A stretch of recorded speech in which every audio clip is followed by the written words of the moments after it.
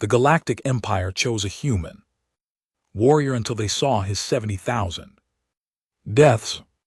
The selector was already at the fourth candidate when I noticed my dress uniform was unraveling at the left cuff. One thread pale against the dark, fabric hanging loose and patient-like. It had already made its decision and was simply waiting for gravity to finish the job. I watched it while Sorvith Allen pressed his assessment hand against the chest of Bren Voss, a Kaith warrior built like a cargo crane that had developed strong personal opinions about close proximity. Bren Voss stood 3 and taller than me and outweighed me by 60 lb of military grade muscle, and whatever Kaith warriors were made of below the muscle layer, which I suspected was more muscle. He carried himself with the absolute stillness of a being who had never once been uncertain about how much space he was entitled to occupy. He looked like what you would engrave on the front of a warship if you wanted to win the argument before the fighting started. I looked like a man whose uniform was quietly resigning.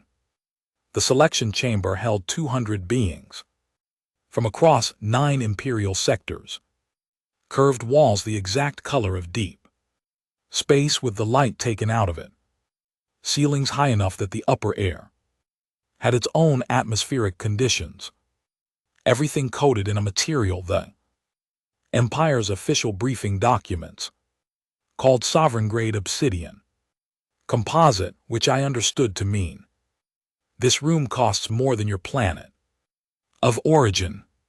Please act accordingly.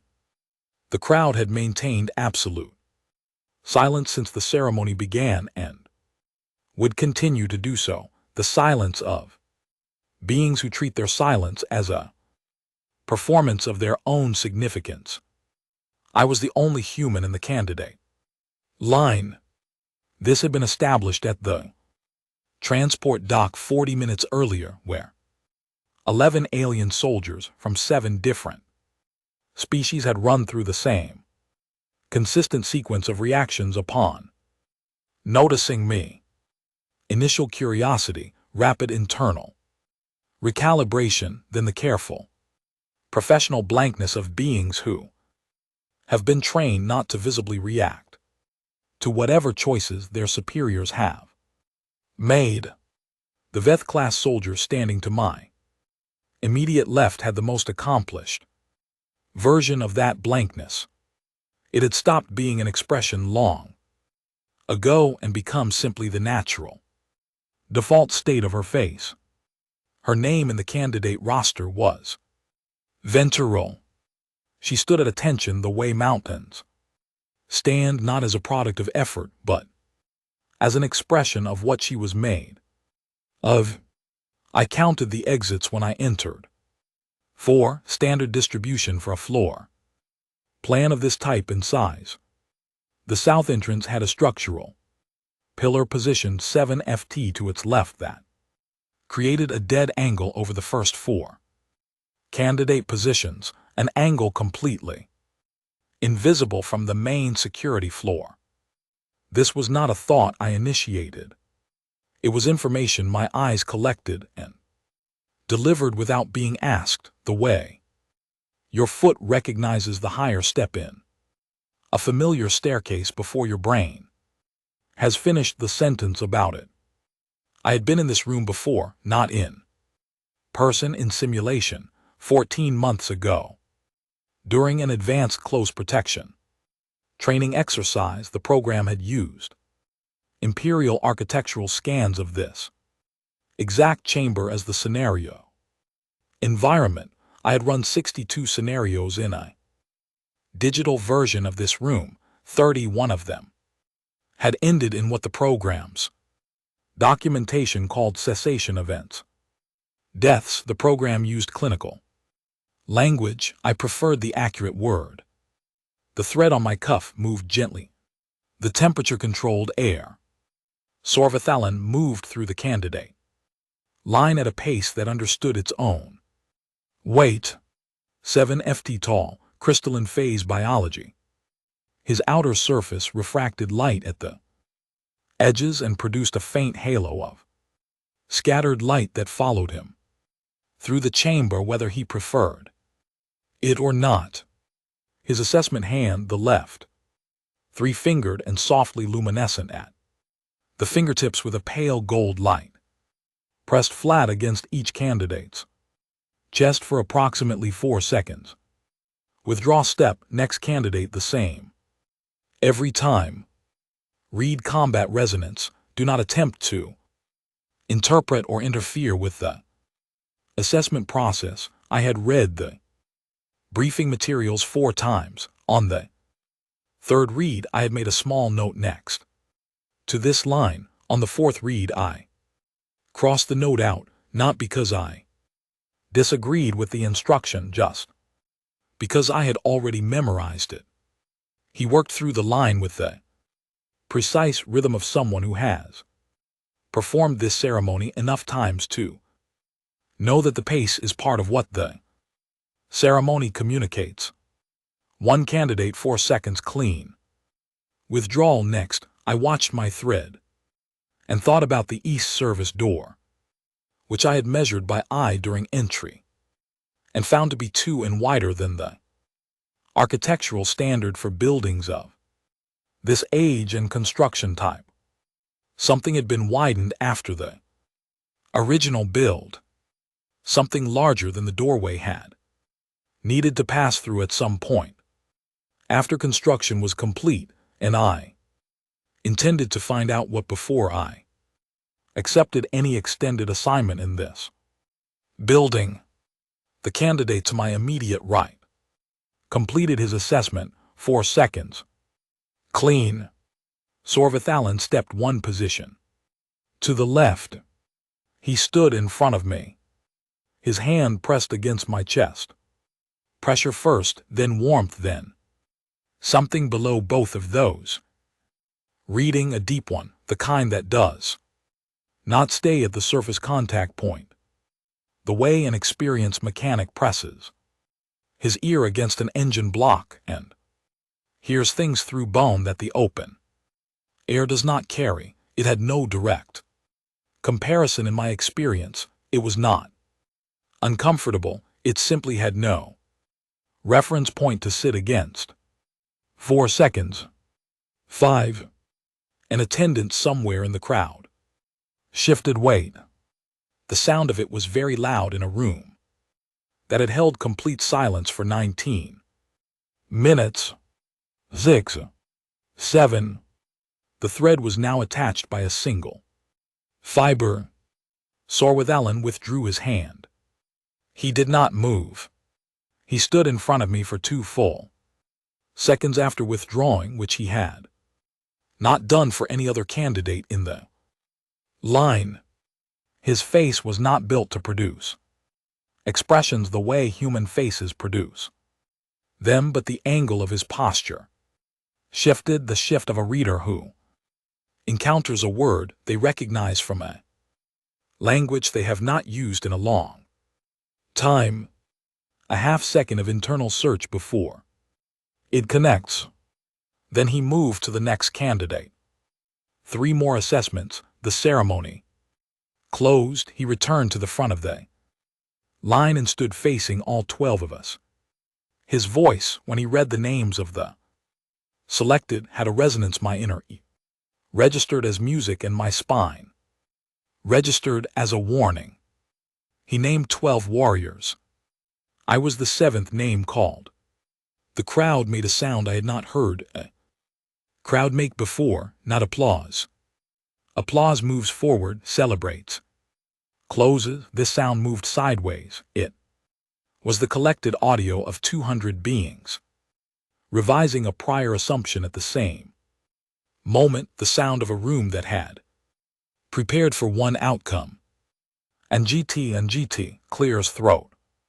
And GT received a different one and was now working out whether to reclassify the answer or the question. Ventral to my left looked at me once. Her expression had shifted from professional blankness to something more precise, the quality of attention of a measuring instrument that has not yet displayed its final result. An attendant worked down the line, collecting identification tokens. He reached me, paused a full half-second, longer than he had paused for anyone else. Then he carefully took the token from my hand as if it might weigh more than it looked. I should have asked Soravath Allen what he read in my chest during those 7 seconds. I did not ask. The south pillar had a sightline problem that needed to go into the security plan. The east service door had an unexplained modification that was now item 1 on my working list, and my dress uniform's left cuff thread was lying on the floor of the most ceremonially significant room in the Galactic Empire. I walked out with the other 11 candidates and left it there. The walk to the honored wing was escorted. 2 honor guards, 12 new Eternal Guard members, 1 corridor that had been specifically designed by someone who believed that the right angles of a hallway could communicate the weight of institutional power to anyone walking through it. It worked. Even Bren Voss moved through it with something quieter in his posture than he had carried into the selection chamber. An Imperial official named Lion Ices fell into step beside me at the first junction, narrow build, formal dress, data device in one hand, the expression of a being composing his incident report, while simultaneously delivering the procedural welcome he had been assigned to deliver. Sergeant Harrow, he said, I am your transition facilitator. Intake processing begins tomorrow morning.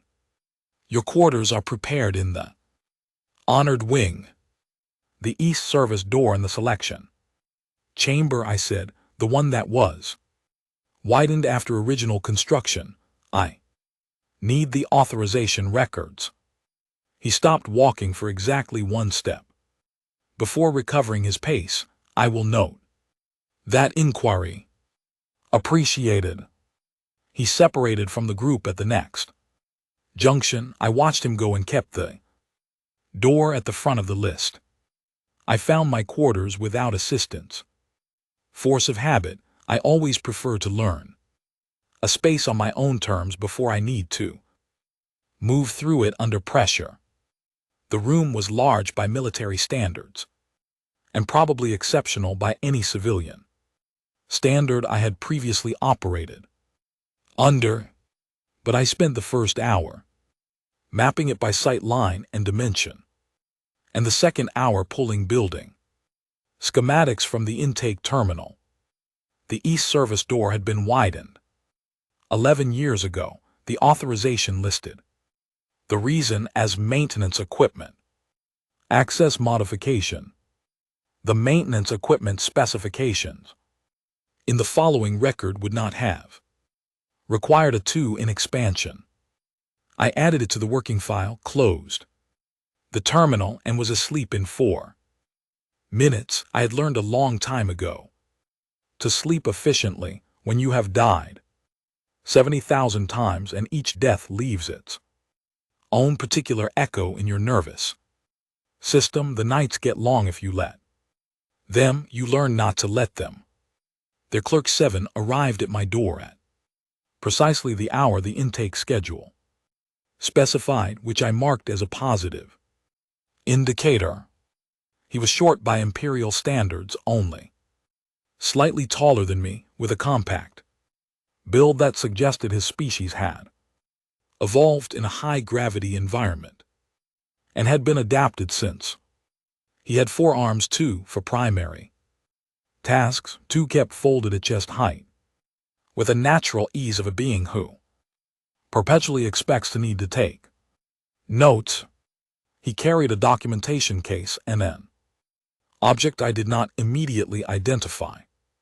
Sergeant Harrow, he said. His standard was formal and his pronunciation was precise in the way that comes from deliberate practice rather than native fluency.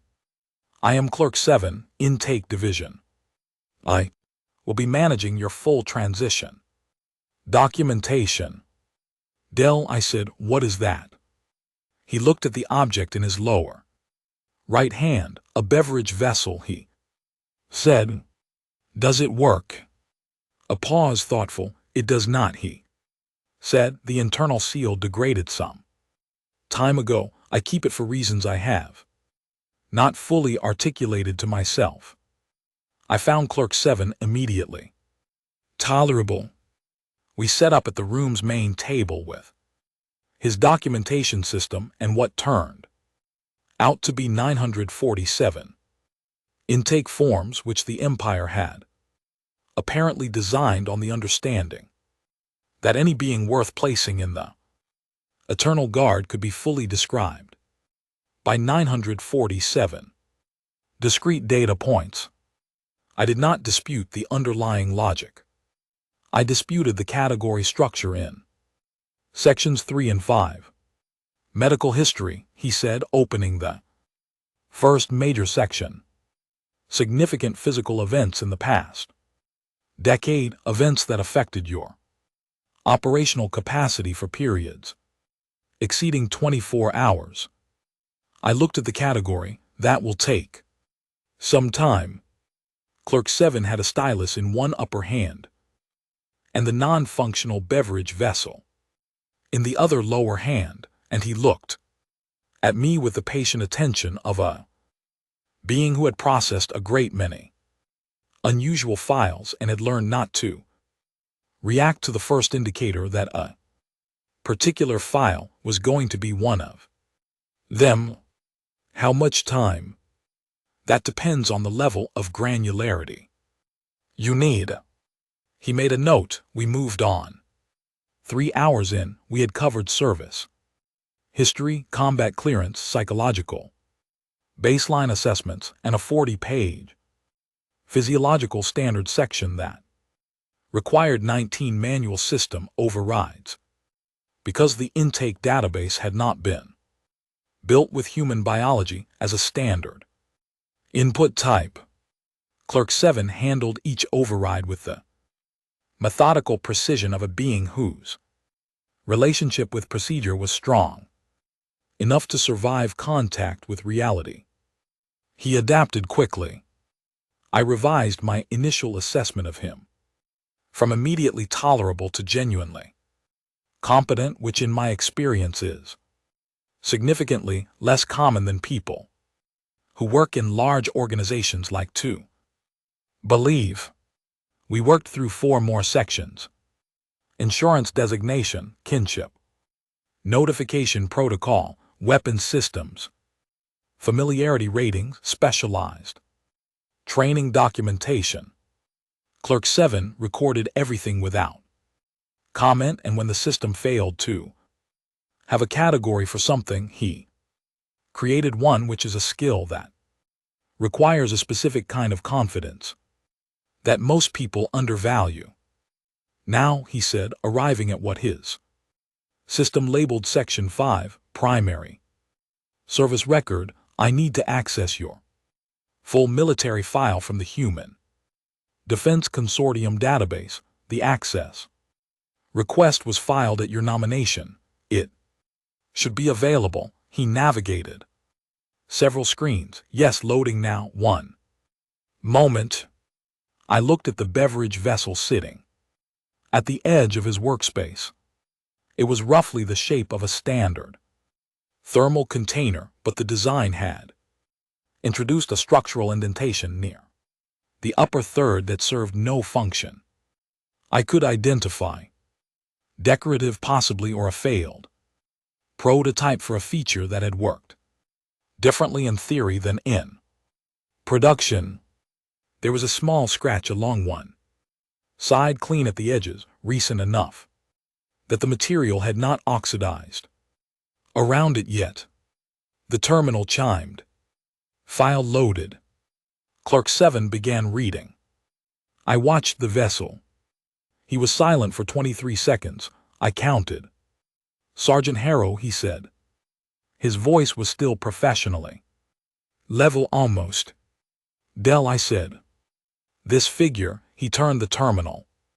Toward me, though I did not need to see. It, 70,412. This is a pause of genuine length.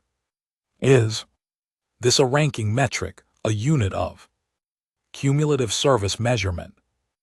Death count, I said. Silence. Combat simulation deaths, I said. Imperial Defense Directorate's Advanced Close Protection Training Program. 40-month enrollment. You enter the scenario, you run it. When you die in the scenario, the program resets and you run it again from the beginning. The number is cumulative across the full enrollment period. He looked at the number on the screen. He looked at me. He looked at the number again with the expression of a being doing the same. Arithmetic 3 times because the first 2 results could not possibly be correct. 40 months, he said. Yes.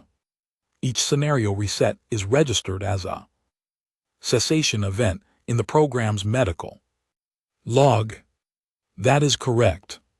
So the program logged 70,412 cessation events. 70,412 deaths, I said. The program uses clinical language. I use the accurate word. Clark 7 set the stylus down on the table, very carefully with the deliberate precision of a being making sure that at least one object in his environment was behaving predictably. He picked up the non-functional beverage vessel. He stood up. I need a moment, he said. His voice had gone very flat in the particular way that flatness is used when it is functioning as a replacement for something else entirely. I will return shortly. He left the room. He took the vessel with him. I sat alone at the intake table in the quiet of an imperial administrative building going about its ordinary business, and I looked at the terminal screen still showing my file. The number was visible from where I sat. I did not need to look at it carefully. I had looked at it enough times over 40 months that it had stopped registering as large. It was a count, the way a carpenter knows how many boards he has cut without the number feeling like either an achievement or a wound. It was just the record of work that had been done. Through the open door, the corridor, sounds of the building moved past. Voices in languages I recognized and some I did not. The hum of climate systems running slightly louder than their specifications, which indicated a filter maintenance issue that the schedule had let develop past its service window. The particular sound of imperial administrative foot traffic, which moves at a pace that suggests the work is important enough to warrant urgency, but organized enough not to require it. I thought about the beverage vessel, the indentation near the upper third, whether it was structural or aesthetic, whether someone had made a deliberate choice to put it there for how it looked, or whether it was the remainder of an original functional design that had been abandoned halfway through the engineering process. These were very different things. There was no way to determine which one without more information. Clerk 7 returned 18 minutes later. He was not carrying the vessel. He sat down, retrieved his stylus, and aligned it parallel to the edge of the data device with the same precision as before. He had composed himself. Professional blankness was back, but it was sitting on top of something now, and both of us could tell. I apologize for the interruption, he said. You do not need to, I said. I have made a notation in your file, indicating that Section 5 requires escalated review by intake division. Senior staff, he paused. The High Command intake liaison has been notified of a priority item. Today's processing queue. I appreciate you telling me. He looked at me for a moment. The question behind his professional expression had not gone away. It was simply waiting. The training program, he said. 40 months, 70,412. Yes. And you completed the program. Top of my cohort, I said. He wrote something in the documentation. His hand was steady. We will continue with Section 6, Weapon Systems. Familiarity Ratings. We continued with Section 6. At the end of the session, when Clerk 7 had collected his materials and was preparing to leave, he stopped at the door. He looked back at me. The vessel, he said, from my workspace you were studying it. Yes. It is decorative, he said. Internal mechanism was never functional. It was a gift from a colleague who understood the category incorrectly. He left. I sat in the empty intake room for a moment after he was gone, looking at the terminal and the corridor and listening to the filter hum that the maintenance schedule had allowed to develop past its service window. Then I heard boots in the corridor. A lot of boots, moving at the specific pace of beings who have been given a destination and a clear reason to reach it without delay. I straightened in the chair and waited for the knock. The room on the 14th floor of the command tower had been designed by someone who believed strongly that the right ceiling height could do the work of 6 armed guards. The vault was high, the walls angled slightly inward at the top, and the combined effect made every occupant very precisely aware of how much space they were and were not entitled to take up. The table was oval, 20 ft long, and held 14 beings, one of whom was me. I had been in the room for 6 minutes before anyone addressed me directly. The other 6 minutes had been spent on a conversation about me conducted as though I was not present. I recognized the strategy. I did not find it hostile. If you want to understand how a person manages being managed, you watch what they do with their hands during the part of the meeting where no one is looking at them. I mapped the exits. 3, 1 main door behind my position. 1 service access to the left of the vaulted wall. 1 emergency egress behind a panel on the right side that the architectural seaming made visible to anyone who spent the first 6 minutes examining the room structure rather than its occupants. The emergency panel had been installed. Post-construction. The seam pattern told you that clearly. The floor plan's original design had not included it, which meant the security requirements for this floor had changed after the building was complete, and I added the question of why to the back of the working list. The panel consisted of 4 Imperial generals, 2 researchers from the Ethical Oversight Directorate, Sorvith, Lan at the far right of the table, and notably positioned apart from the military contingent, and a being at the far left whose structure resembled large crustacean in formal attire, and whose role the morning's briefing had identified as Imperial Legal Counsel. His name was Counsel Driss. He had 7 limbs and the most methodically organized stack of data tablets I had seen in any Imperial space, which I noted as a professional indicator.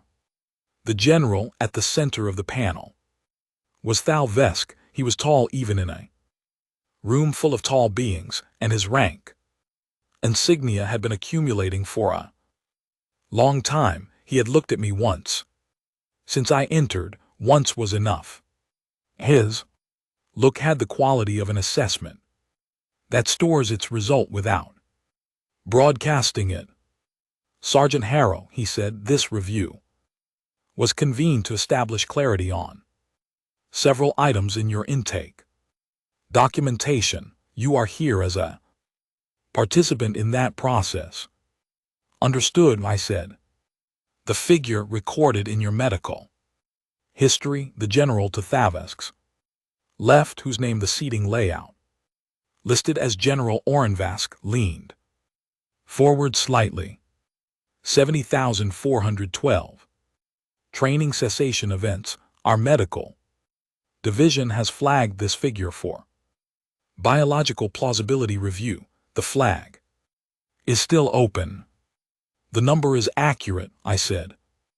We do not doubt the number, Orenvask said. We are questioning the framework that produced it. What part of the framework would you like explained? Thavask answered. The Human Defense Consortium's Advanced Close Protection Training Program. Specifically, the use of neurological simulation that registers biological death markers in the subject while generating the full experiential and cognitive data set of cessation. You die, I said, in the simulation. Your body processes it as death, cardiac arrest, full neurological shutdown sequence. The program then resets the biological processes. You come back, you carry the information from that death forward. You snorts run the scenario again with that information. A pause held in the room. You experience the death, said the ethical oversight researcher on the right, a tall being whose name I did not have from the seating layout. She had been taking notes continuously since I entered and had not asked a single question yet. Her voice was careful in the specific way that careful voices become when they are carrying something heavy. Each time, the complete physical and neurological experience of cessation. Yes. 70,412 times. Yes. Over 40 months. Yes. She set her stylus down, picked it up, made a notation that she did not look at. After writing, Counsel Driss had been silent until now, organizing and reorganizing his data tablets with the focused energy of a being that uses physical arrangement as a thinking mechanism. When he spoke, his voice had the precision of legal language, designed to mean exactly what it says and nothing additional. Sergeant Harrow, I am required to ask formally for the record, did you find these training experiences to be psychologically harmful or traumatic in nature? I looked at him. Yes, I said. Across the table, postures shifted, the small release of a box being checked, a framework being confirmed. That is not why I kept returning to the program, I said. The posture shifts reversed. The room did not become loud. It had already been quiet. What changed was the quality of the silence, the way a room changes when a statement arrives that requires everyone present to revise the question they have been using to understand all the previous statements. All 7 of Counsel Driss's limbs went still. Please clarify, he said. It was harmful, I said, painful in ways that are not easy to describe. The neurological reset is not clean. The echoes remain. I remember all of them. Not with clarity, not as complete scenes, the way you remember a house you lived in a long time ago, in weight and pressure and temperature, not in images. All 70,412 That is a real cost. I am not dismissing it. I looked at the emergency egress panel. Seam on the right wall. The program works, I said. Each death produces a scenario data set. Each reset gives you information the previous run did not have. You accumulate the angles and the distances and the timing and the errors and the variance, and you accumulate them through consequence rather than through description. By the end of 40 months, I could protect a principal in a room I had never physically entered because I had died in 200 rooms that shared its structural characteristics, and I knew every way those rooms could go wrong. My instructor called the decision to continue past the first 100 deaths. Crossing the first fence, he said it had nothing to do with bravery. He said it was a particular kind of stubbornness that either lived in you or did not. Valvesk had not looked away from me since I started speaking. The trauma is the cost, I said. Operational data is the return. I ran the arithmetic. General Orenvast said most beings would consider that arithmetic unacceptable. Yes, I said. That is why I finished at the top of my cohort. The ethical oversight researcher on the right set her stylus down again, and this time she did not pick it back up. The trauma is ongoing, she said. You carry the memory of 70,000 deaths, and you are still carrying it. Yes. And you would do it again. My instructor, Pete Gallo, had told me on the first day of enrollment that the program had an 81% attrition rate before death number 200, not because of physical limits, because the human mind has a protection mechanism that resists recording its own death as useful data rather than as catastrophe. And to override that mechanism requires making a choice that the mechanism is specifically designed to prevent. He had called it the first fence. He had said that getting over it had nothing to do with not being afraid. I did not explain any of this to the panel. I would do it again, I said. The room held that in the air. Counselor Driss's voice, when it came, was careful. Are you afraid of death? Sergeant Harrow. I looked at the emergency panel seam. I thought about all 70,412 of them. I remember all of them, I said. One beat past, clean and alone. No, I said. Sorvathalan, at the far right of the panel, looked at me. He was the only being in the room who appeared to have understood the answer. The tribunal continued for another hour and 20 minutes. The ethical oversight researchers asked 17 more questions. Orenvast asked 12. Counselor Driss asked 9 and reorganized his data tablets twice. Valvesk asked 2.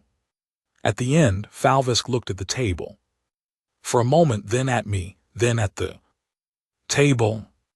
The active threat assessment for the Sovereignty Council Protection Detail has a 72-hour timeline, he said. You are assigned as primary protective agent. Solo deployment, full briefing package will be delivered to your quarters within the hour. Understood. Is there anything you require before deployment? The full authorization records for the East Service door widening in the selection chamber, I said. 11 years ago, the original engineering specifications and the sign-off chain. Valvesk looked at me for a long moment. You will have them. I stood and moved toward the main door. Sergeant Harrow. Sorvathalan's voice, he did not continue immediately. I waited. The wait I read in the selection chamber, he said. I want you to know that I have conducted 847 assessments in this role over 40 years of service. I have never once read that specific weight before. He did not say what the weight was. I did not ask. I went to prepare for the assignment.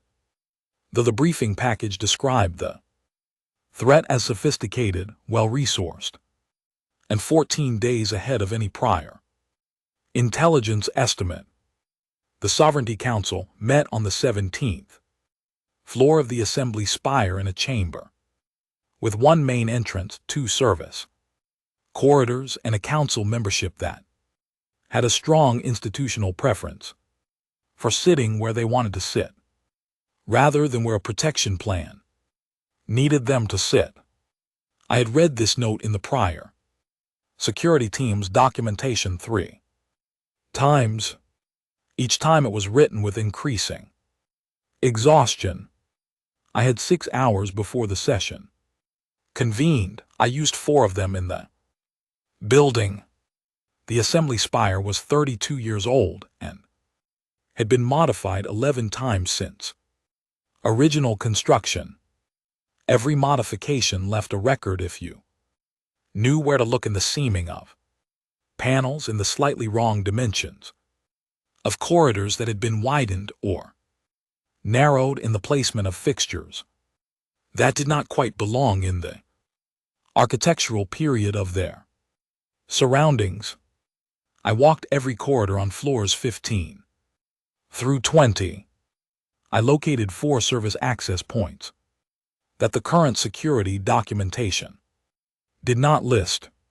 I identified a sight line problem on the main floor approach that would have been caught immediately in any of the 140 simulation scenarios I had run in buildings of this floor plan type. I added them to the security plan and sent the updated document to the deployment coordinator, a liar and I, officer named Fincer, who had the tired efficiency of a being that had been running protection logistics for a long time. She sent back a single-line response. These modifications are noted and appreciated. The council session began at the 10th hour of the imperial day cycle.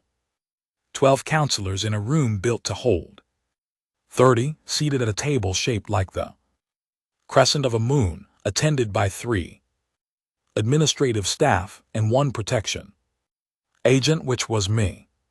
Counselor Vethna, who had been identified in the threat package as the primary target, was a compact and precise being of a species I recognized as Aleth, 4-limbed silver-gray in complexion, with the particular quality of stillness that comes from spending a career making decisions that other people have to carry. She sat at the center left of the crescent, which was not where the security plan needed her to sit. She had been sitting there for 11 years. I stood at the main entrance position and watched the room the way I had learned to watch rooms, not looking at anything specific, but letting the full picture move through me and register its deviations. The service corridor on the left was running a slightly higher air pressure than the right, which meant its ventilation system was operating at a different load level, which meant something was different in the left corridor from what the building management system thought was there. 4 minutes into the session, I moved to the left service corridor under the standard patrol rotation protocol. The corridor was empty and looked exactly as it should look. I stood in it for 20 seconds. 12 degrees, the temperature differential from the main chamber was 12 degrees. The left corridor should have been 8 degrees cooler than the main chamber at this time of the building cycle. 12-minute airflow was being partially blocked somewhere ahead of me. I went left at the junction instead of right on the standard patrol route. I found him at the third door. He was not from any species in the standard Imperial military database, which meant the threat package had been working from incomplete intelligence, which meant the prior 14-day estimate was optimistic. He was well prepared, and he had been in position long enough to have mapped my patrol intervals, and he knew I had found him about 2 seconds before I did, because he moved first. I will not describe what happened in the corridor in detail because the detail is not the point of it. The point of it is that I had died in a corridor like this 117 times in simulation, and I knew all 17 ways it could go wrong, and I was using that information in real time, and he was very good, and for approximately 6 seconds we were exactly matched. He found the angle I had not covered. The impact was on the left side high, and it dropped me. The floor of the assembly spire's left service corridor was cold in the specific way that stone floors are cold when the building circulation system has been running for 30 years and has never fully solved the ground level temperature problem. I registered this with a clarity that had nothing to do with the circumstances, the way your mind sometimes locks onto a sensory detail during a moment of extreme physical stress because that detail is manageable and the moment is not. I thought about Clerk Seven's beverage vessel, whether the indentation was structural or aesthetic, whether he had ever resolved the question himself.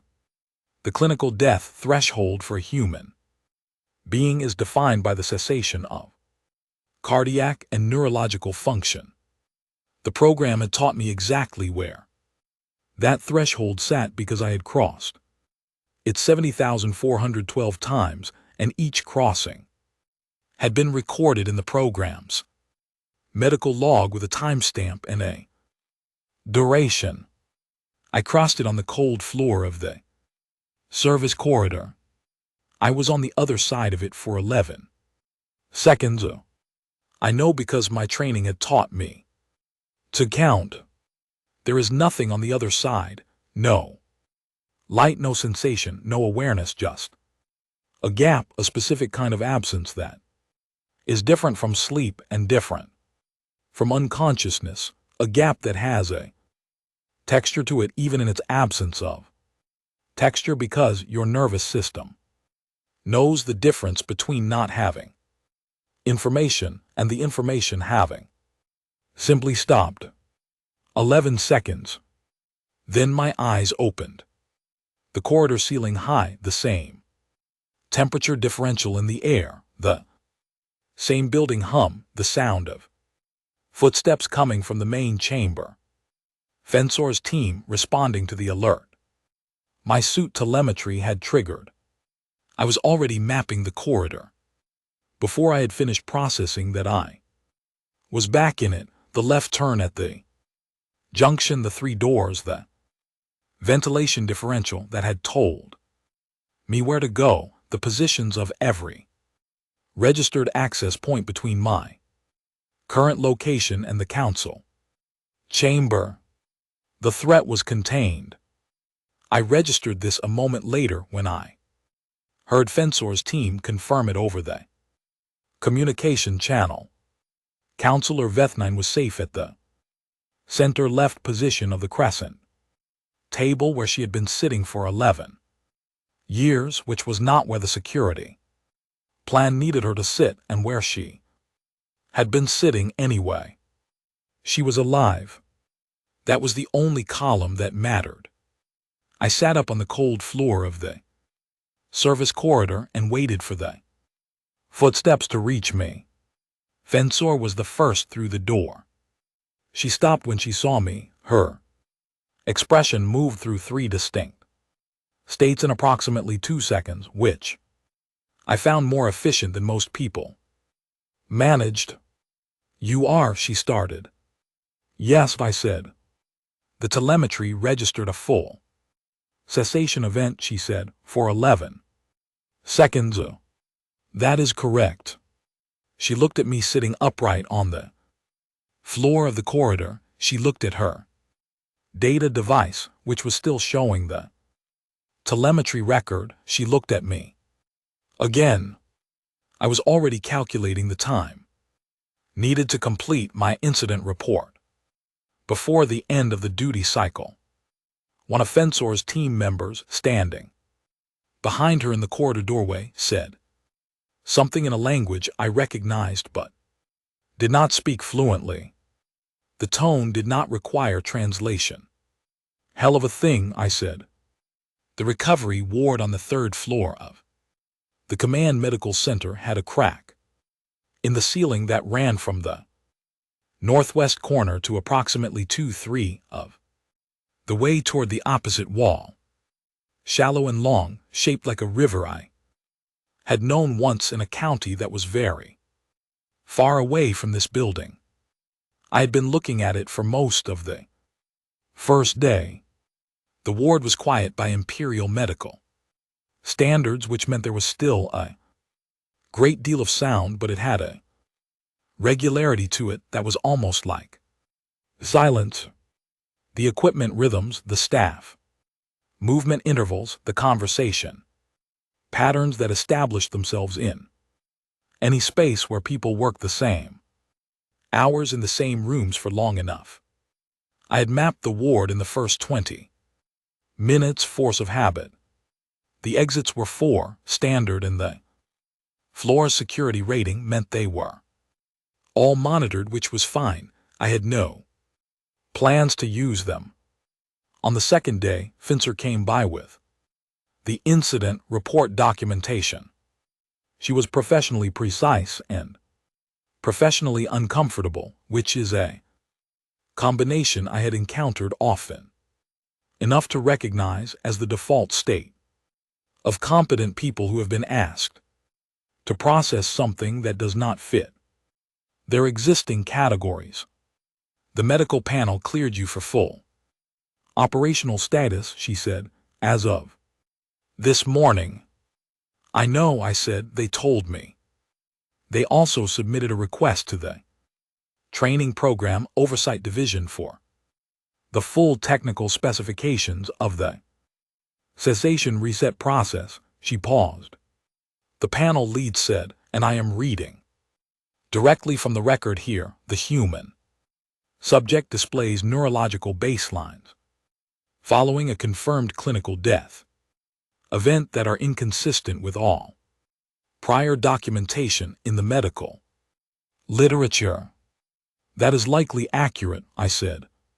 Fensor looked at her documentation. You were gone for 11 seconds. Yes.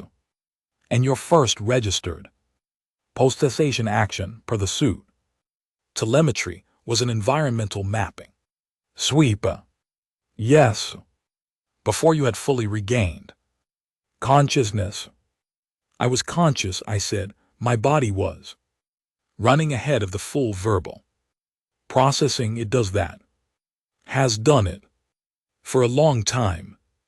She looked at me for a moment with the expression of a being who is very good at her job and is encountering the hard edge of what her job's frameworks were designed to handle. There is an imperial broadcast situation, she said. I want you to be aware of it before you have contact with any general communications. I heard it from the corridor yesterday, I said. Councils of concern, emergency sessions, the question of what I am, the question of what humans are, she corrected. The training program data was released as part of the threat response documentation. It is now in public record. The figure is, she stopped, it is generating a significant amount of discussion. I imagine it is. Some of it is not calm, she said. I imagine that too. She completed the documentation transfer and prepared to leave. At the door she stopped the same way. Clerk 7 had stopped, and I thought, briefly, about whether this was something that happened to people who had a specific kind of conversation with me. Something that made them turn back at the exit. Sergeant Harrow, she said. Dell, I said. Did it occur to you, on the floor of the corridor, that you might not come back? I looked at the crack in the ceiling. The river shape, the way it narrowed just before the 2-3 point and then disappeared into the plaster with the abruptness of a water source going underground. It occurs to me every time, I said. She laughed. The third day was quiet, the fourth morning was not. The footsteps I heard in the corridor before the knock were not the measured professional pace of medical staff or documentation personnel. They were slower, more deliberate, with the weight of a being who moves at a pace that communicates that it is in no hurry because it has already decided that it will arrive. Sorveth Allen came through the ward door without knocking, which was not standard protocol, but the ward staff did not stop him, which told me something about the nature of his clearance in this building. He was the same as he had been in the selection chamber, the halo of refracted light at his edges, the unhurried quality of his movement, the crystalline surface that made the wards fluorescent, lighting scatter around him in a way that was probably not comfortable for the other patients. He sat in the chair beside my bed, which was not large enough for him, and arranged himself in it with the pragmatic patience of a 7FT being in a world that perpetually underestimates his dimensions. He did not speak immediately.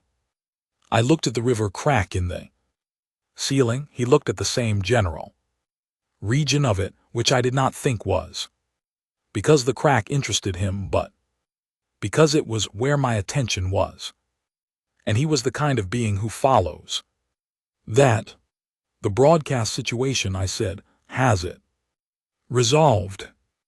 No, he said, it will not resolve quickly. The Empire has an established framework for understanding warriors, what they are made of, what they can bear, what the outer limits of that bearing look like. You are not within that framework, and the Empire does not respond well to things that are not within its frameworks.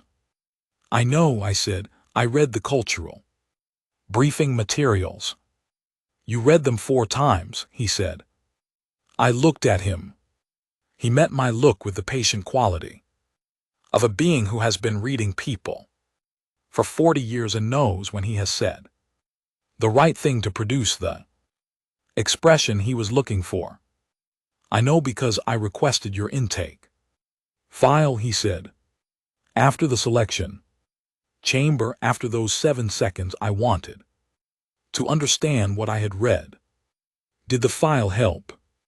No, he said. The file made the question larger. He paused. The number is difficult for the Empire to hold, for beings who live in cultures where death is final and sacred, and where a single training death requires a grief ceremony. The concept of choosing death as a learning mechanism 70,000 times is not disturbing to them the way a new idea is disturbing. It is disturbing to them the way something sacred has been treated without the reverence it requires. They cannot locate you within their moral map. That is their problem, I said, not mine. Yes, he said. It is, but it is a problem that may affect your assignment, your safety, and the reception of every human soldier who comes after you, so I am telling you about it. I acknowledged this. Sorveth Allen looked at the ceiling crack for a moment, then he turned back to me. In the selection chamber, he said, When I pressed my hand against your chest, I read something I had not read in 847 prior assessments. He was quiet for a moment, selecting his words with the care of a being who knows when the right word is important and the wrong one is permanent. I described it in my selection report as combat resonance of an unusual depth. That was the language available to me. It was not accurate. I waited. What I read, he said, was the weight of something that has been lost and not replaced over and over and over in a very large number. I have read grief in that position before. I have read loss. This was not the same. He paused. It was not grief, was it? He said. It was not quite a question. I looked at the river crack, the way it narrowed at the 2-3 point, the way it went underground without finishing, the county it reminded me of, which had a name I had not said out loud in several years. I do not know what to call it, I said. There was a fence early in the program. A decision point. My instructor described it as the place where most people stopped, not because they could not continue, because their mind had a protection mechanism that was working correctly. And to continue, you had to make a deliberate decision to step around that protection. The mechanism exists for a reason. It keeps most people from accumulating the kind of information I accumulated. Sorvithalan listened. After you cross that fence, I said, the dying is still there, every single one, but something changes in what it means. It stops being a catastrophe that happens to you and becomes a data set that belongs to you. The fear does not go away, but the fear changes shape. It becomes something you carry rather than something that carries you, and the carrying becomes familiar, and the familiar becomes I stopped. Yours, Sorvithalan said. Yes. He sat with that for a moment. I read that, he said. In the selection chamber, the weight of a very large amount of loss that has been absorbed and carried and made into something that belongs to the person bearing it. I have no word for it in any language I speak. I do not believe the Empire has such a word. We do not have a clean word for it either, I said. I have heard it described different ways. Instructors call it seasoning. Command calls it operational maturity. Soldiers who have been through the program and come out the other side do not usually call it anything, they just use it. Sorvithalan stood from the undersized chair with the same pragmatic patience he had used to sit down in it. He stood in the wardroom in the scattered light from the ceiling fluorescence and looked at me with the expression of a being who has spent 40 years reading people and has finally encountered a reading he cannot summarize. The Empire chose you, he said. I chose you. I want you to know that what I read in that chamber was not an accident or an error in my assessment. I knew it was significant even when I could not name it. I still cannot name it, but I chose correctly. I know, I said. He moved toward the door. Sorvithalan, I said. He stopped. The East Service door in the selection chamber, I said, the one widened 11 years ago. The authorization record said maintenance equipment. The maintenance specifications did not support a 2-in expansion. I never received a satisfactory answer on what actually passed through it. He was quiet for a moment. That is classified at a level of your current clearance, he said. I know, I said. I want you to get me that clearance. He looked at me. You will have it, he said. He left. The wardroom was quiet in the way that rooms are quiet after a significant conversation, not empty but settled, the air slightly different in its weight than it had been before. I looked at the crack in the ceiling and thought about the river it resembled, which ran through a county in eastern Ohio that I had not seen in several years, through terrain that the people who grew up there described as nothing special, and that I had spent significant portions of 40 months of dying thinking about with a precision that surprised me. I was 34 years old.